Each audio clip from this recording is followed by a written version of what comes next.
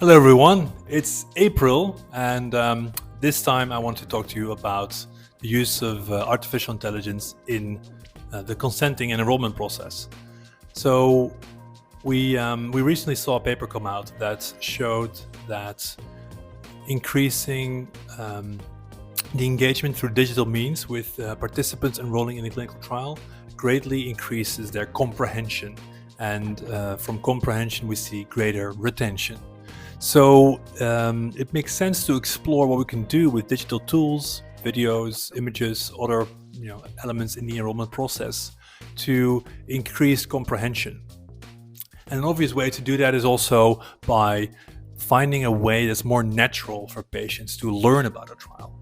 And so what we have been working on internally is an experiment where we compare the classic long form informed consent form to a process where we have an AI companion, we call it Castor Companion, helping the trial participant, in this case Castorians who participated in this internal experiment. So we split the group in two, and we give one group the classic ICF and the flyer, and we gave the other group the ICF and the flyer and the Castor Companion. And we ran a really quick experiment to see what was the satisfaction, how did they rate the enrollment process, and what was the comprehension. And it maybe doesn't come as a surprise that the group that used the companion scored significantly higher. They were able to ask questions about the trial. The companion also pointed out some important aspects about the trial, and generally overall satisfaction and understanding of the trial was significantly higher, even in a small experiment. It's very early days for this type of technology, and there's a lot of questions around the regulatory landscape.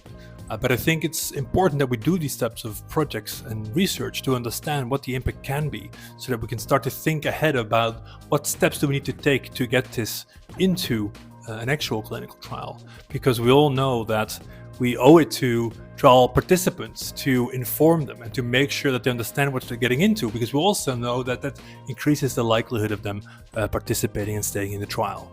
So we were very excited to see those results, and we'll share a lot more about that. We actually have our colleague Floris speaking at SCDM probably after this video comes out, but make sure you look up his talk, or if you saw him there, let us know what you thought. And so I'll leave it at that for now. Some very exciting progress on how we can leverage AI to help with patient enrollment and to increase comprehension and retention. And I will see you again soon.